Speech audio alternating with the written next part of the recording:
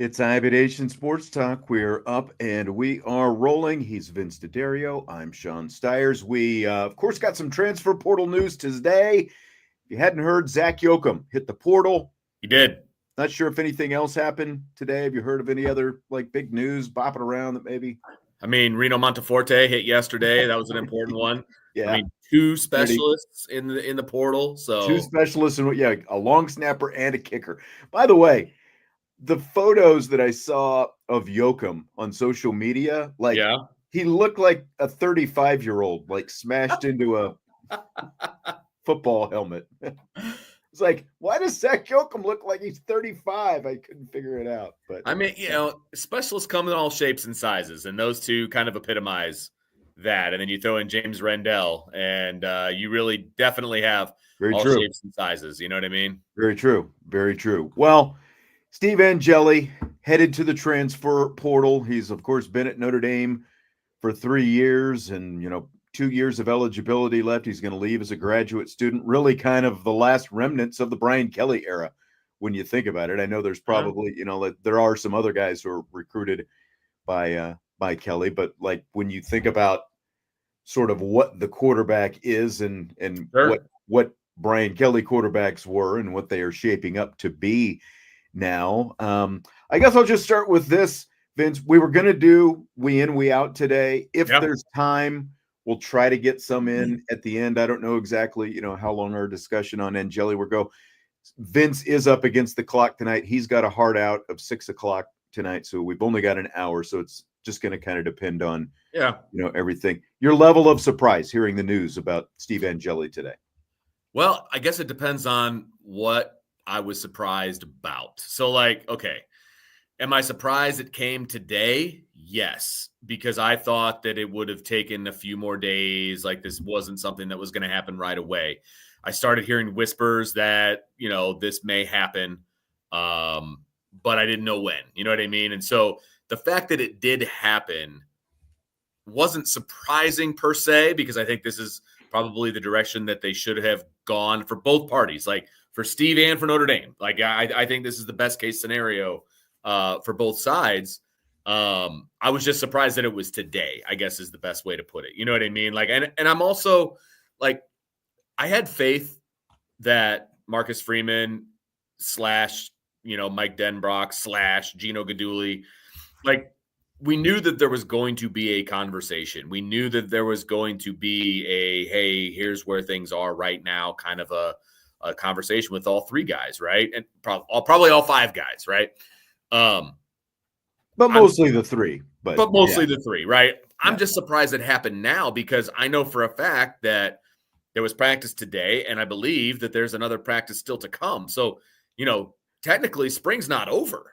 So I am a little surprised that those conversations have already happened. But the portal opened yesterday. And I was wondering what the timing was going to look like, because we had heard that the final practice is going to be next week, and then we get the Marcus Freeman press conference on next Wednesday, the 23rd. But, they had 3 practices, and I was wondering the same thing. Would they wait to have these conversations until after all the practices were done? Right. Or, obviously that question was answered, because they did it virtually. They did it the day the transfer portal opened. And again, I think you have to give the coaching staff a lot of respect, whether or not you agree with, whatever their decision is, or who's coming and who's staying and whatever else. I mean, they did this the day the transfer portal opened, or, maybe even before the transfer portal opened, to give, whoever, whether it was Steve Angeli, whoever was going to take the news the hardest, the opportunity to give themselves the best opportunity going forward. I would say that they either had this, very formal, sit down conversation, or the other possibility, and I'm spitballing here, but the other possibility was they've been communicating with these guys all through spring, and it was obvious that this is the direction that they were going. You know what I mean? That could have been the case as well. Maybe they haven't had that actual sit down conversation, but I heard Brian talking about this earlier on the show, so I feel like I can say this. We saw the body language in the practices that we were at. It was, to me, just when you could see it at the Blue Gold game last week too. 100%. Like certain guys were celebrating, certain guys weren't. I'm not saying he's celebrating because he's a bad teammate. It's just like he was just kind of like, okay, yeah, this competition's over. You know what I mean? Hell, he wasn't the happiest guy in the world. You know what I mean? So like, I just So it could have been that. It could have just been like they've been communicating the whole way, or they could have had that sit down conversation. Or he's just smart enough to know, because he's been out there this spring as well, as we've talked about before. Right. They know. Like typically the guys know, unless it's really, really close and you can't tell the difference. The guys who are involved in the competition do know. And obviously, Steve Angeli knew, and turns out he's not going to start the first 2 games of the season. And then they go to CJ Carr, Kenny Minchey, at the end of the day, the way things turn out. And Greg McElroy is going to have to take his man crush someplace else now. So, hey, Joe Burrow hit the portal too. Okay. So I'm not saying it's a bad thing. I'm just saying Greg McElroy can crush on Steve Angeli in whatever uniform that he ends up being in. Look, I said yesterday that Steve Angeli is not a guy who sees himself as a backup quarterback. Right.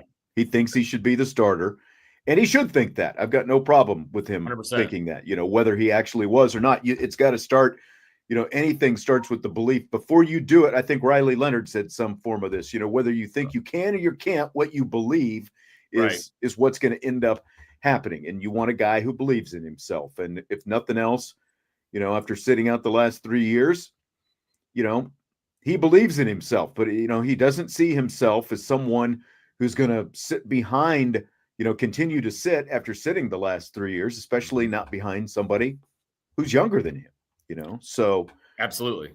The writing was just on the wall. CJ Carr, Kenny Minchey were clearly the 2 best quarterbacks on the roster, both at the open practice that we saw 2 weeks ago and at the Blue Gold game as well. And kudos, by the way, to our guy, Christopher Galloway, who's been the biggest Steve Angeli backer. He says he needs a hug. Why, Steve? Why? He admitted on Monday after watching the Blue Gold game, he came right out before, Steve Angeli made this decision. He's like, yeah, CJ is the guy. I still like my guy, Steve Angeli, but CJ Carr is the guy. It became obvious. And I think it was obvious to everyone, whether you're in the locker room, whether you're a fan, whether you're an analyst, whatever. There was a lot of media out there that were very staunch Angeli guys, or staunch he should start the first game or 2 games guys that have completely done a 180 after watching the open scrimmage and the Blue Gold game. And to your point, there have been a lot of bad faith actors in this whole thing. Yes, there have both been. On and off this beat, just bad faith who tried to make Steve Angeli a thing. And again, this is nothing personal against Steve. No, not at Angeli, all. but they built him up and they tried to make their readers and their listeners actually believe that he was the guy for this, that he was going to be the guy, and ultimately to do nothing but drive clicks and views. And you know what? Power to you. I mean, we make our living on clicks and views as well, but we never did that. Not like that. We never did that. No. We told you a long time ago who we thought it was going to be. And I can tell you that neither of us, you or I, and I know Brian didn't try to play that game as well. That's not the game that we've tried to play. Now, the upside for us, of course, is we don't have to, listen to any more of the bad Steve Angeli takes. We don't have to have the contrived debates all summer long and the arguments, about, things like Angeli should start the Miami game and or Texas A&M and whatever else. And of course, the second upside, Vince, because of the fact that I guaranteed months ago that it was either going to be CJ Carr or Kenny Minchey. And I guaranteed you that if it wasn't one of those 2 guys, Vince and I would run around his house in our underwear at midnight. Brian was going to be there with a recorder. If it ever happened, it's not going to happen. So we don't have to worry about seeing Vince in a thong. We can all get that out of our minds now. Thank God. Just you saying it, put it in my mind. And it is not a pretty sight at all. But no, I'm happy that we don't have to continue to have that conversation. And it was, like I said, this is the best move for all parties concerned. And I'm happy that he's going to be able to go out and be a starter someplace. That's fantastic. I want him to be successful, right? Everybody's saying that he's going to go to Tennessee and, be a difference maker in the SEC. Might be a little off their rocker a little bit, but he's going to go someplace and start. I mean, do people really think, again, I don't want to sit here and bash him. Do they really think that he's not just going to go to a Power 4 team, but a high Power 4 team, a team that just made it to the playoff last year because he completed a few passes against Penn State in the playoffs last season? Oh, I hope. I mean, again, all within 6 yards of the line of scrimmage. Correct. And it's funny because there's been I actually wanted to say this, and I thank you for reminding me of that.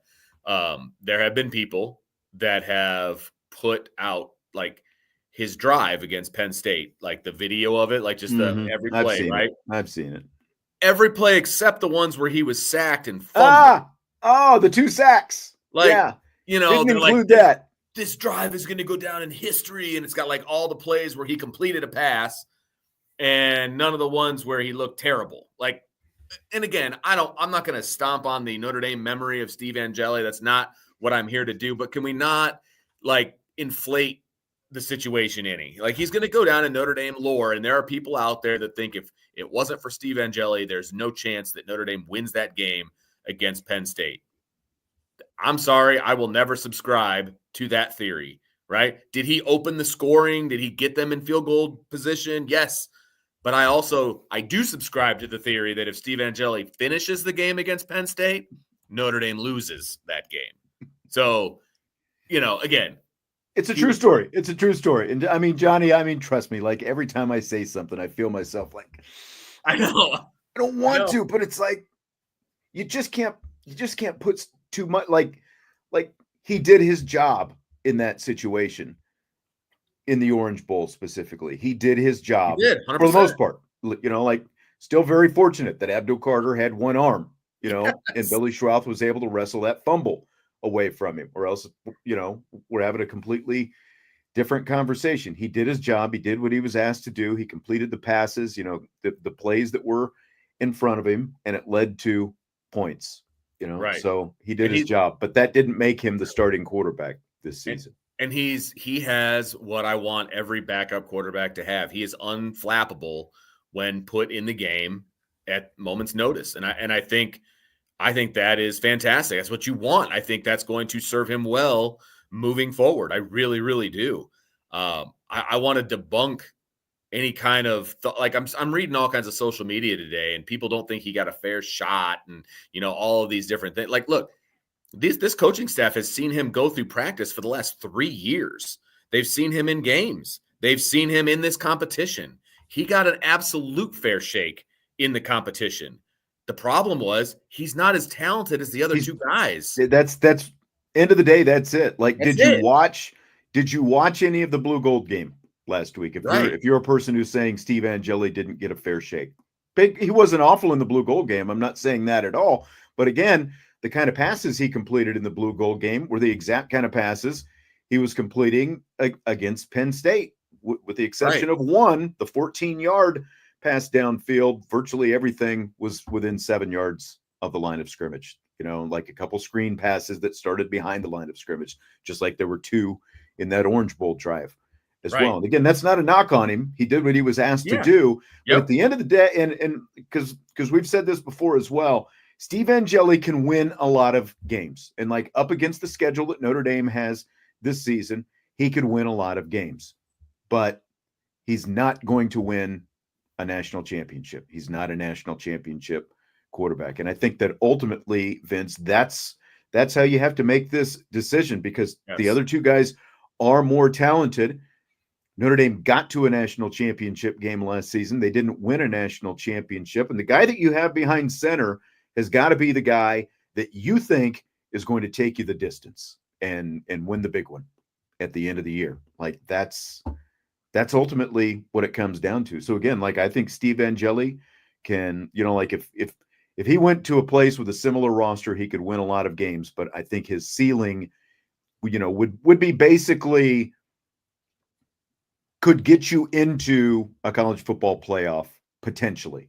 But advancing against that level of competition, I think, was going to be a steeper climb, much steeper climb for Steve Angeli than either CJ Carr or Kenny Minchey. Right. And I want to address, something that somebody put in the chat, and I will pull it up here just for fun. So Cindy says, I don't know why you cannot say Steve saved the day in the Orange Bowl. I agree we would not have won if he played the rest of the game, but stop discounting his role in that game. No one is discounting his role in that game. I said he did his job. He absolutely did his job. All I said was stop rolling the film of that drive and taking out all the negative. Let's not rewrite history. Like, you can say that he did his job and he did that drive down to field goal range and all those things. And you can also say that he took 2 sacks and fumbled the ball and all of those. Like, all of those things can still be true at the same time. I think he did a great job in that moment, 100%. Yeah. No doubt about it. I'm just not convinced that they would have lost the game if Steve Angeli didn't come in for that field goal drive. That's all I'm saying. Maybe I'm right, maybe I'm wrong. We'll never know. And I will give him all the props in the world for that drive. That's fantastic. But it wasn't a flawless drive. That's my thing. It was not a flawless drive. Exactly. And if you watch any of the videos, but most people make it out to be. Now, it was a flawless drive. Yeah, I mean, most people make it out, especially like you said, when you're watching that highlight video. I get, again, in a tribute video, you're typically not going to put the warts on there. Okay, right. I get that, but I think it was the second play, wasn't it? Where the fumble came. I couldn't tell you because every video I see is all of just him completing 6-yard passes. So I don't know. I don't remember the order of things. So, Brian says, not thrilled about this. It shouldn't be understated the value of a professional backup quarterback. Steve hasn't gotten many significant chances, but when he has, he's shown leadership and a steadying effect. Vince is beside himself. He's going crazy right now. He's gotten all the chances that he deserved to get. He got all the chances. And here's the other thing. If Notre Dame thought that he was a starting caliber quarterback to take them to a championship, they wouldn't have done 2 things, right? They would not have gone out and got Hartman. They would not have gone out and gotten Riley Leonard. He would have been Steve Angeli would have been your starter for the last 2 years. If they thought that he was a championship level starting quarterback, then they would not have gone out and spent the money on those 2 guys to come in as 1-year rentals. They wouldn't have done it. Okay. That's point number 1. Point number 2 is he got every chance to be the starting quarterback this time, and he got beat out by 2 other guys. I agree with you, Brian, that he is a professional backup. That's exactly what he is a professional backup. He's going to go start someplace, and it'll be great. Yeah. He'll win 8 or 9 games. It'll be awesome for him. Great. Yeah, so like to Brian's disappointment, yeah, I mean, if you're Notre Dame and you're Marcus Freeman, you would love to have a guy like Steve Angeli as your number 2. You would love to have that guy over the course of your career, but that's just not the world that we live in. The transfer portal is there, and that is an opportunity. And, the other side of this is Steve Angeli is entering the portal as a graduate student. So he's about to finish his degree. Like he's going to walk. Huge. He's going to get his diploma next month. And, so in 3 years, he finished his degree, which is the track that they put all the football players on, a 3-year track, for, graduation rates and, all those different things. So, he's on a 3-year track. He's going to get his degree and he's going to go someplace and have an opportunity to play for 2 years. What more could you ask for? It's fantastic for him. Like, it's a complete luxury to think that Steve Angeli was going to stick around and just be your backup for another couple of years behind a guy that's 2 years younger than him. And, we don't know what conversations are taking place behind closed doors. I mean, if they have named a starter behind closed doors, CJ or Kenny could jump in the portal too in the next week. Like you don't know, because in an NIL world, you're not going to be able to maintain 2 to 3 high-level quarterbacks in the same room for multiple years. Yeah. It's just not going to happen. I mean, Those look, odds are within the next 3 years, somebody else is going to transfer because you're, again, not it's those are just the odds, like you keep recruiting really good quarterbacks and shocker, they're all going to want to play at some point. They're not just going to want to say, man, I get to wear this cool gold helmet, and I get to, play at Notre Dame. Like you can do that for a couple of years, but ultimately everybody wants to play. That's why Anthony Rizak is at Notre Dame. Yeah. He wanted to play with his brother and he wanted to wear that golden helmet. That's why he's there. He could go start other places too. Like if he gets the itch to be a starting quarterback, he could go transfer and start someplace too. You know what I mean? So and there are worse places that he could kind of be an understudy for a couple of years, learning, than in a Mike Denbrock offense and, playing in this system and playing at Notre Dame. I wouldn't be surprised here in, another year or so as after he gets his degree, if maybe he does the same thing, and he'll have the opportunity to go play. Right. Look, we said this in the last show that you and I did together, which was on Monday. I want all three of those guys to be on the roster in the fall. I want all three of them. I want all 6 potential quarterbacks on Notre Dame's roster. That's what I want, right? Well, -1. Like that's just the reality of the world that we live in. Steve Angeli didn't want to sit behind another quarterback. Like he has sat behind 3 different quarterbacks over the last 3 years. He didn't want to do it again. I don't blame him. Technically 4 because Buckner and Pine both played his freshman year. So there you go. So he sat behind 4, 5 different quarterbacks, and he doesn't want to do it anymore. And when Drew Pine was throwing the ball into the ground, right? Angeli was a true freshman. Angeli was probably sitting there going, WTF? Why am I the one standing here and he's out there? I mean, it's just when Tommy Reese was do your effing job in him, Yeah, right. This is the world we live in. If you are an unabated, Steve Angeli fan, you are in mourning right now, and you're going to be a fan of whatever team he ends up going to, and that's awesome. Like, do that. We're all going to be fans of Steve Angeli on another team because he's a great guy. He's everything that everybody says he is off the field, right? He's a good leader. He's a good guy. He's competitive. He's all of those things. No doubt about it. It's why we root for him, right? He's going to be a Notre Dame man forever because he got his degree. We all root for Steve Angeli. He's just not as talented as the other guys in the room. Again, 2 things could be correct at the same time. Yep. Exactly. And he's off to find a spot where he could start. That's awesome. Good for him. You made the right choice, my friend. If you didn't want to be a backup quarterback again, you have made the right choice. Good for him.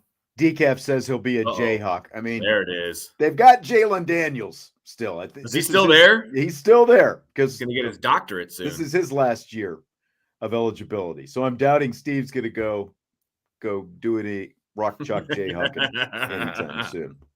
But so you want to talk? You want to talk a little depth chart here? By the way, Joe said if that drive against Penn State was flawless, they would have scored a touchdown. Joe, you're not wrong, my friend. Great point, Joe. You are not wrong. So DK is saying that Blake Hebert is going to be the number 2 quarterback. Now, DK, I'm going to ask you, what are you saying by that? Are you saying that Hebert is going to beat out whoever doesn't win the starting quarterback job? Or are you saying that one of the 2 guys is still going to hit the portal in the next week? I'm curious. Tristan Paul asks, does Minchey stay if Carr is named the starter? There's only one person on the planet that knows the answer to that, and his name is Kenny Minchey. Yes. And I don't know when that decision is going to be made. If maybe it's been made already. Maybe that's a battle that is going to continue into the fall. I mean, obviously, Minchey, if he's still here when the portal closes, then we know that he's at least going to be here through the 25 season. Okay. And will he leave after that? It's a definite possibility. I don't know. Does Kenny Minchey want to be a starter someplace? You would think yes. And this is under the guys that Tristan Paul is saying that Carr beats out Minchey, right? We're not saying that's the case. That's the basis of this question, right? So I would say no. He is not going to stick around very long if he's named the starter. that Minchey's not going to stay around very long if Carr is named the starter. Correct. I'm wondering what those internal discussions Yeah. were like, though. For Angeli to pull the plug, essentially right away. Just pull the ripcord and out you go. Again, they did it with the transfer portal opening yesterday to give them time. What was, I would imagine the conversation with Minchey is you're competing for the job, but again, like, where does he see himself? Like, realistically, does he feel like he's got a chance to actually win this job? Or is it, just more like, well, we want you to compete, go into fall training camp, you're competing for the job, but ... everyone else, everyone sees the writing on the wall. Here's the thing. We no longer have to talk about Steve Angeli being a part of this competition for obvious reasons. So now it's down to Carr and Kenny, or CJ and Kenny.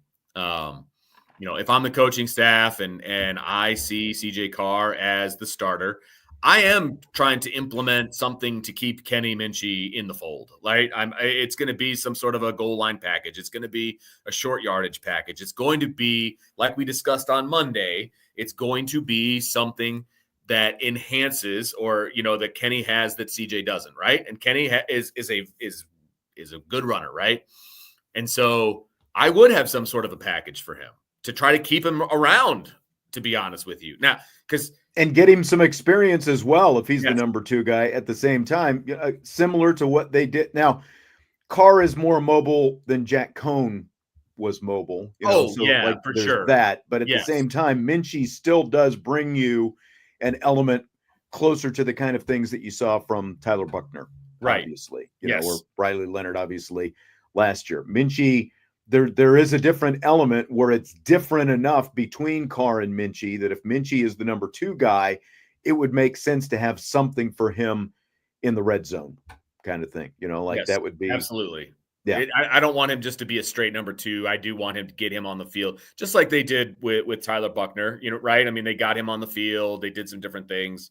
That's what I would want. That's a conversation that I would be having with Kenny to try to keep him in the fold.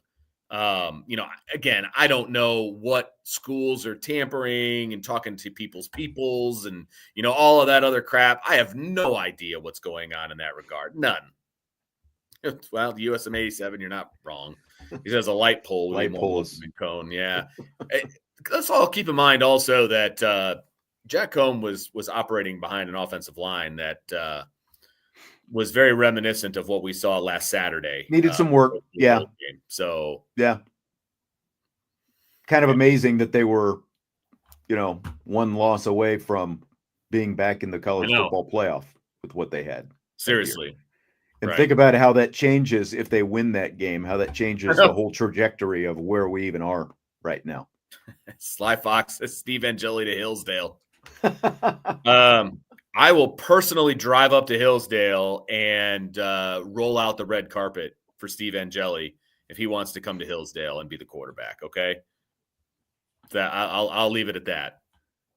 Michael says we were excited to get CJ Carr because he was the talent to change the fortune of Notre Dame in winning championships and first-round draft picks and start in the NFL. And I think that some of these, like the hardcore Angeli guys, like Angeli didn't get a chance and all this different stuff. He completely had a chance. He's had the last 3 years to show that he could be the guy. And obviously he competed, got virtually the same amount of snaps that the other 2 guys got this spring as well. But I think that that's what you have to remember in this whole thing was like Carr is basically the leaping off point, like this is what you should be wanting, because look at it. It started with Minchey, the quarterback, recruiting got a little bit better.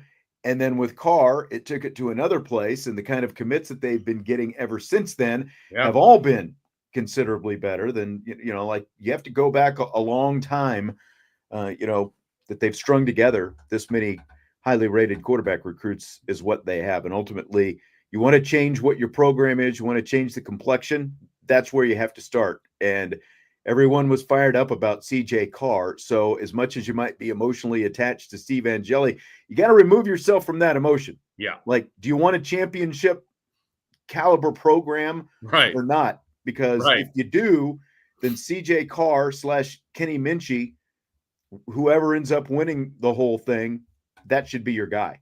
Like, you should be glad that the most talented guy is winning this competition, and it's not just being handed to a guy because he's got the most seniority of the three. Let me ask you a question. Or no, I'm sorry. The question comes in a minute. My favorite fact about this entire quarterback competition is the fact, and people are going to love this, and they know it, but they don't like to admit it. Both Kenny Minchey and CJ Carr committed to Tommy Rees. He's the one that got those guys to Notre Dame. True. Let's not forget that. Very true. That's just a fun fact to throw out there. There's so many Tommy Rees haters out there, but that's true. I will say Marcus Freeman was still part of that process as well. You're not wrong, but it's a fair point. Wrong. It's a completely fair point to say that. Now, what do you? Go ahead. I was just going to say there's a discussion that was had on Brian's show that I did want to bring up because I disagree a little bit. So the quarterback room currently, I know where we're going here. The quarterback room currently is 4 strong if you include Rizak as your 4th quarterback, right? Okay. So there's 4 guys that are wearing green jerseys on last Saturday. Is it time to call Tyler Buckner into the office and let him know that, hey, man, I need you to be a backup quarterback on this team? Or do you not have that conversation right now, and that conversation takes place if another quarterback hits the portal before the 25 season starts? First, I want to mention that Jesse and I talked about this possibility yesterday. Oh, okay. And Jesse said he would rather see Justin Fisher go to quarterback. Wow. than have Tyler Buckner. I think those dreams, quarterback room. I think those dreams are long gone. But like I said, Justin is so beefed up right now. I don't know how far he could even throw a football downfield. Right. Looks a little bit different than he did when we were calling his high school game. Right. I mean, he was always a big kid, right? I mean, he was I remember his physical change from his junior to his senior year. And it was like, oh, okay, they got a linebacker playing quarterback. Got it. But unless Notre Dame is going to change the triple option, that's obviously not going to take place. Yeah, exactly. Yeah. Exactly. I'm for it. I think that you could do a lot worse than having Tyler Buckner. Now, again, this to me is if Minchey were to leave as well. Okay, so you're not doing it now. Only if Minchey, I'm not doing it now. Okay. Only if Minchey also leaves, because I'm perfectly fine having CJ Carr, Kenny Minchey, Blake Hebert as my top 3 quarterbacks. And like as Gino Guidugli has talked about with Kenny Minchey a couple of years ago, when Buckner hit the transfer portal 2 years ago at the end of spring, when after the battle with Steve Hartman, they could have gone out and brought in another quarterback and put him in that room, but instead they gave the reps to Kenny Minchey, and in the long run, Kenny Minchey really benefited from having all those extra reps that he got, during fall training camp and over the course of the season. Like that has really benefited Minchey. So I would rather, again, in this situation, if Minchey were to leave and then Hebert gets elevated, that's that many more reps that Blake Hebert is going to end up with, like in training camp this fall and over the course of the season as well. So I would rather see that and then only move Buckner in, like if Minchey leaves as, like an emergency situation, because I mean, obviously the guy was recruited as a quarterback, and as of right now, he has more playing time than anyone else, on the roster. And he's playing, walk-on receiver right now. If Steve Angeli had all this experience that everybody was touting, Tyler Buckner still has more experience than Steve Angeli. Yeah. He has more experience than all these guys combined. Yeah. I mean, Tyler Buckner was the MVP of a bowl game. Steve Angeli was never that. But anyway. I digress. So I believe Brian said that he would do it now. He would bring over Buckner now and have him be a quarterback. I think you wait. I agree with you. I think you wait unless another guy takes off, because right now you've got 4 quarterbacks. Like, and that's all you need. Like Teddy Rizak can be, or Anthony Rizak, I believe. I'm sorry, can be a great scout team quarterback. He's mobile. He's a dual threat. You know, he's Mr. Football in Nebraska. Like he can run the scout team for you, no problem. And then you've got the other guys at 1, 2, and 3. So I think right now you're fine. I don't think you need to cross train, and I don't think you need to bring him over at all. If another guy leaves, that's when you have that conversation. I really do believe that, because I'm not saying, and I don't want people to get all like bent out of shape. Like, I'm not asking him to be the starting quarterback. I'm asking him to be a veteran presence in that room and just be a solid backup, you know, somebody that they can talk to, somebody, you know, that has been through this before, you know, all of those different things. That's what he can be. And if God forbid something happens, you know, he's not going to be fazed by the moment either. You know what I mean? And that's what you want from a backup quarterback.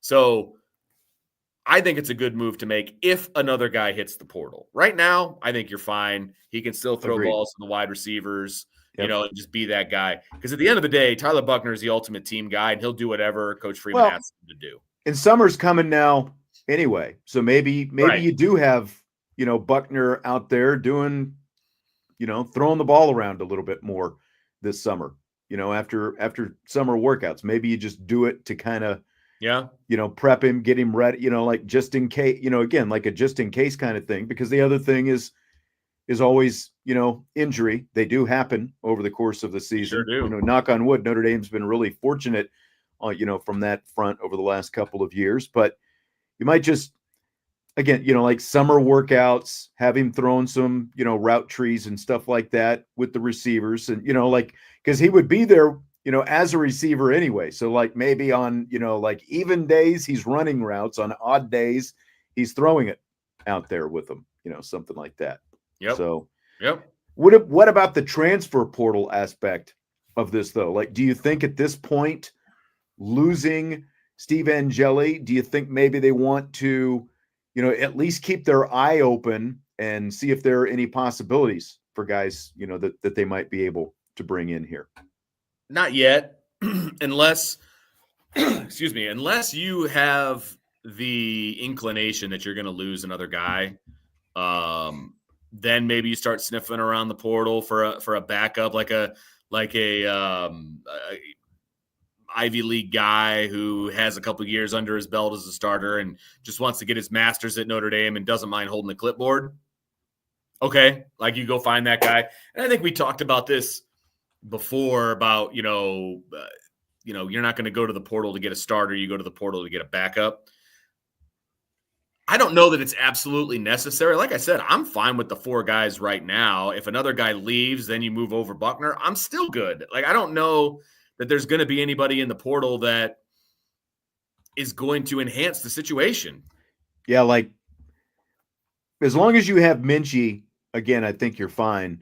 You know, USMA 87 says only for an Ivy League type player, and I would probably agree with that. You know, just a guy who's got some experience, who's been there a little bit, and maybe doesn't have a whole lot of other opportunities, but you could get him on your roster. And, you know, again, like worst case scenario, he can come in and run your offense, and he's got some experience.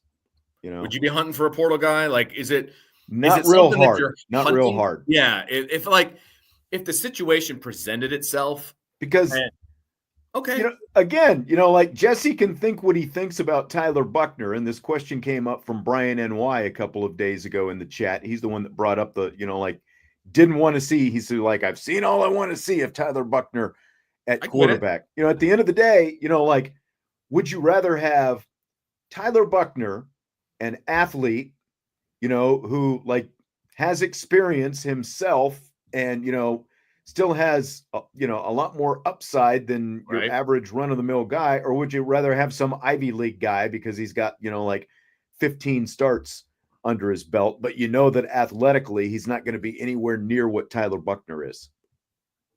I would rather have Buckner personally. I would too, 100%.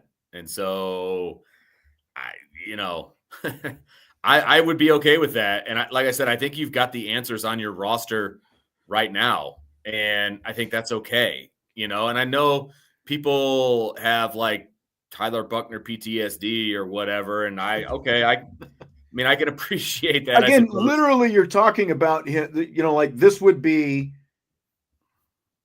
like an emergency type situation, you know, because a year from now, you've got Noah Grubbs coming in the door. So it's not like you're going to be counting on Tyler Buckner, you know, to stay in that room, you know, beyond. I don't even know what his eligibility situation looks like. Does he just have this year? Or does he have one more after this? That's a great question. I'm not even I have to look at his bio here real quick in just a minute. But, you know, like my point is this would be like a stopgap. You know, to me, there are a lot worse options you could have than a guy like Buckner, who started in a bowl game, won a bowl game. As you said, he's the MVP of the Gator Bowl, you know, and that's after missing most of the season, coming back from injury. He jumped right in and, you know, and led him to a bowl victory down there in Jacksonville. So, like, as either the second or third string type guy with Hebert in the room as well, I wouldn't have any problem with that. So I'm looking at his bio. So freshman year counts. He played in 10 games. He got injured in 22. So he played in 3 games. So that would be his redshirt year, would be 22. And then you just start counting, right? So 23 would be sophomore year, 24 would be junior year, 25 would be senior year. So this would be his senior year. So this will be his 4th year, basically. Yeah, this will be his 4th year of playing. Yeah. Okay, so this is it. Yep. Right. So, I mean, I just think you've got the answers on your roster. And like I said, if a guy somehow appears in the portal and you think it might be a good fit, then okay. But here's the other thing that I think people are forgetting about. We still don't know what the roster size is even going to be this fall. Like that's still up in the air. And so if you have to cut down to 105, let's say, you can't just be willy-nilly just bringing dudes in. You know what I mean? Like that's going to be a situation where you may not have extra roster spots. So, you know, that's all part of it too. There's thousands of guys in the portal. I'm sure there's somebody that could fit the bill, but I mean, that's also why having a guy like Buckner around exactly is an asset, because he's not getting cut. He's got a roster spot. Great athlete. Know? He's done a lot of different things. He's got experience. You know? Because like if it does end up being 105, that's obviously 20 more than the 85-man limit that they've had for, you know, what is it, 40 years or whatever it is. So, you know, that's some of those walk-on type guys would stay around. And a guy like him is a guy who you would expect would definitely stay around because of the fact that he gives you, you know, some versatility. And you get, like, again, like, knock on wood, you get to the middle of the season and something happens, like that's an easy emergency quarterback type guy. I like the idea personally. I really do like the idea. And somebody's asking if they've named a starter. No, they have not named a starter. We just know that Steve Angeli is not part of the mix anymore. And it's a 2-man race at this point. I think we can all agree that CJ is probably ahead in the race, but until we're told, it's still a race. So we'll see. We're just talking. Obviously, they had an honest conversation with Steve Angeli. Correct. And that's why Steve Angeli made the decision to enter the transfer portal. They had an honest conversation with him. He wasn't going to be the guy. And so that's why. And no, assuming the roster stays what it is right now, I don't think they'll name a starter until at least a week into training camp next fall. That would be the earliest I think that they actually name a starting quarterback. Yeah, if it stays the way it is right now, I completely agree with you. There's no reason to do that, right? There's no reason to name a starter. Whether they know it or not, there's no reason to publicly name a starter until, X amount of days into fall camp. There's no need.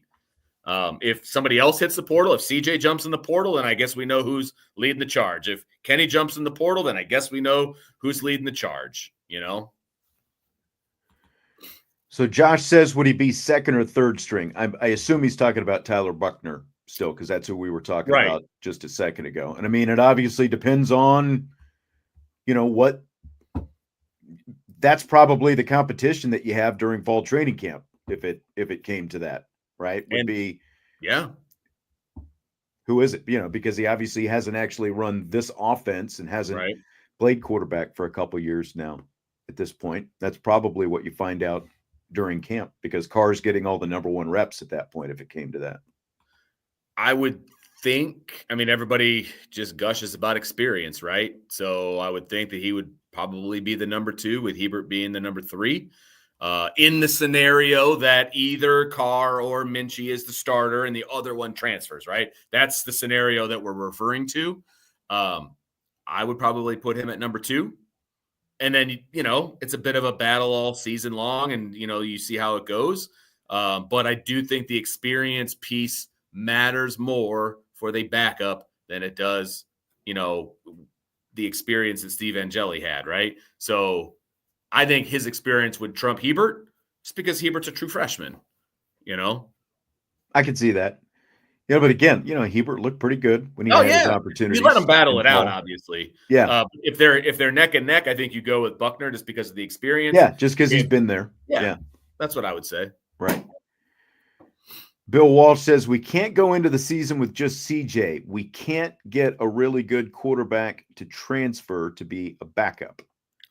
Bill, I don't disagree with you. I would love it if both Kenny and CJ were on this roster. But there's also the reality of the transfer portal and NIL, and you can't dismiss that. Like, you're only going to be able to keep 2 legit quarterbacks for so long, and eventually one of them's going to leave. Mm-hmm. Whether that's right now by next Friday when the transfer window closes, or you've got both of them in the fall.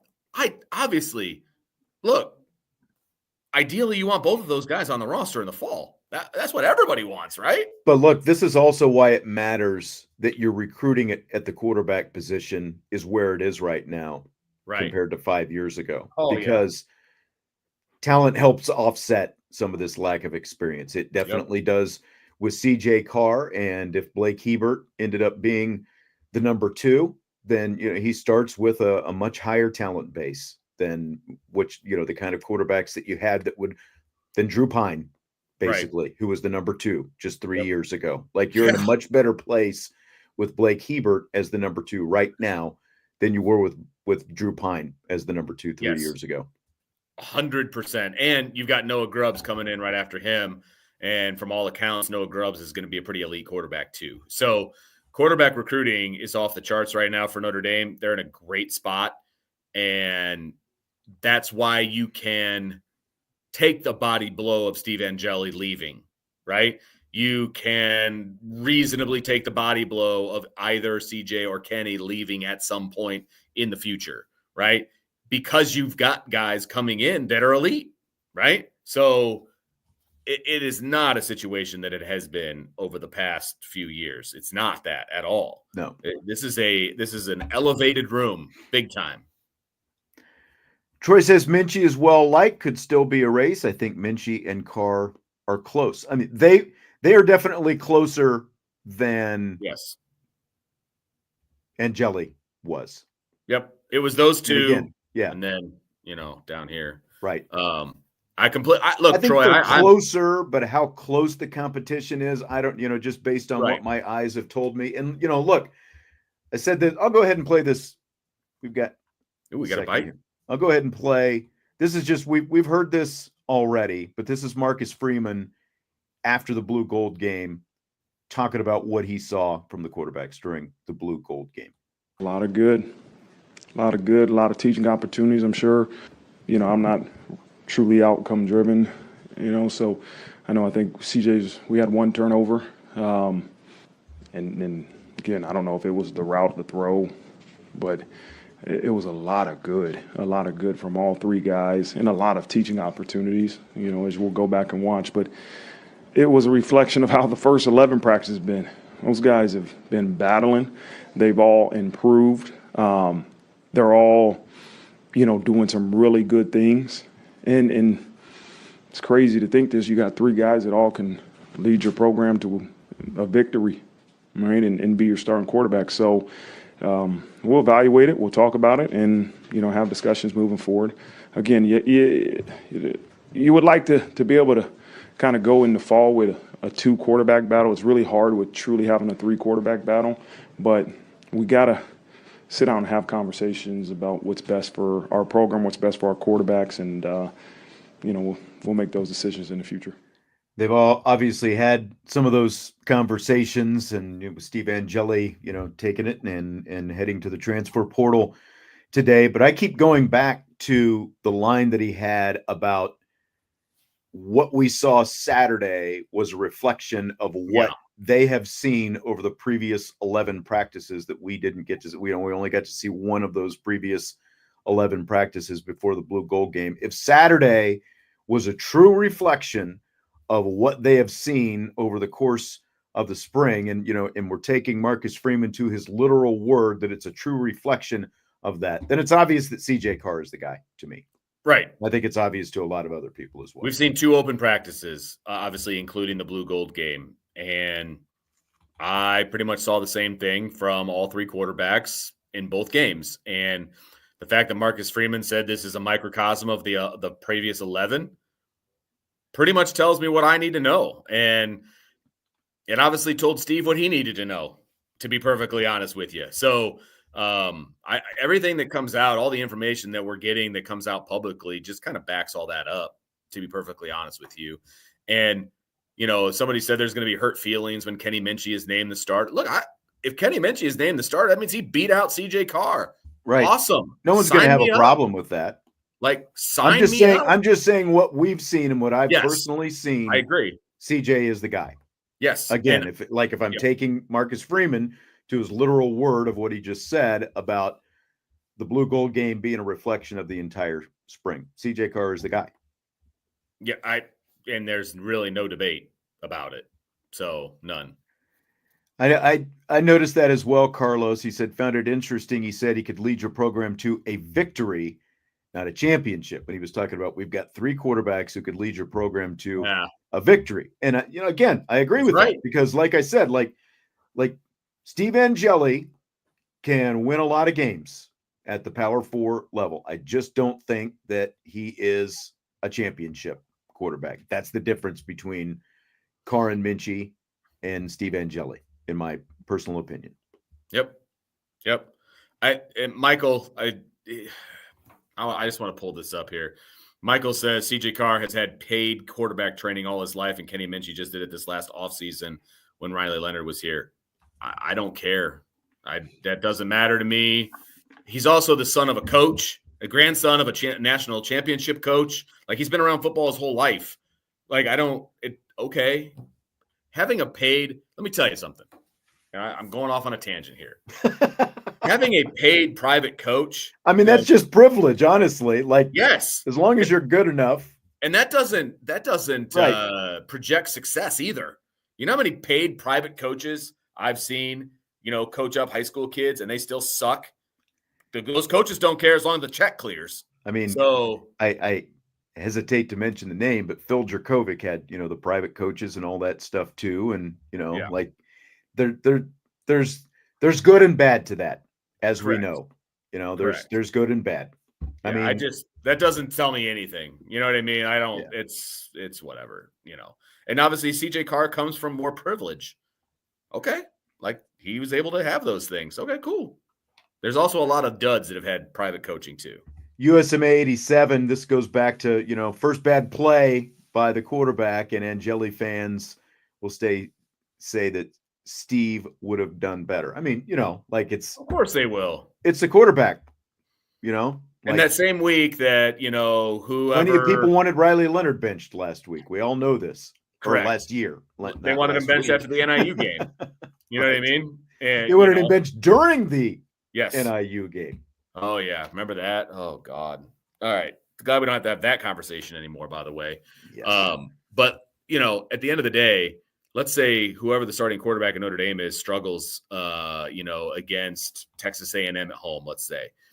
And they still win the game, but he struggles, right? And so we have to have that conversation. And then, that's the same week that Steve Angeli plays Southeast Missouri State at whatever new school he's at and just lights up the stat line, it's exactly what we're going to hear. Two things aren't always the same, though, either. So Abe is obviously going back to the conversation we were having about Angeli and the Orange Bowl and the drive at the end of the first half. Notre Dame had nothing up to that point. He came in cold, led them down the field. You're not giving him credit for that. Bad take on your part. I think everybody's giving him credit for that, Abe. Settle down, my guy. Everybody's giving him full credit for doing his job. Yes. I also give him credit for getting sacked twice and fumbling. So we can give him credit for everything. He led him to a field goal. He didn't leave him to a touchdown. He led them to a field goal. It's 3 points. And we're not talking nearly enough about Charles Jagasaw. He came in cold in that game too, right? Correct. Yes. Steve Angeli did his job. Tosh Baker came in cold. It was not a flawless drive. Can we all admit that? It was not a flawless drive. Right. Can we also all admit that he didn't throw a pass that went more than 6 yards in the air? Can we also admit that? Because all those things are true. What if it was a bad snap on the field goal? Are we still giving Steve Angeli credit for that drive? What if Abdul Carter recovers the fumble? Yeah. The rest of the drive never happens, which easily, again, do you remember that Abdul Carter was playing with one arm in that game? I do. And that he was the one on the bottom of that pile. Yes. And if he has two healthy arms, you're not getting that ball. Well, I think we're having a completely different discussion today. But again, we're not here to bash him. We're all wishing him full credit. Luck. He played a part in Notre Dame getting to the national championship game. Yes. But what he did on that singular drive should not outweigh anything else when it comes to whether or not he should be the starting quarterback in 2025. You know what other two things? That's the whole point that we've tried to make. And every time we do that, everyone acts like we're dismissing what he did in that drive. The fact is, most people are overplaying the significance of that experience compared to how Steve Angeli stacks up from a pure talent standpoint. Can he do the job compared to CJ Carr and Kenny Minchey? Preach. That's. Look. Again, two things can be true at the same time. He did a great job on that drive. He's the third most talented quarterback in that room.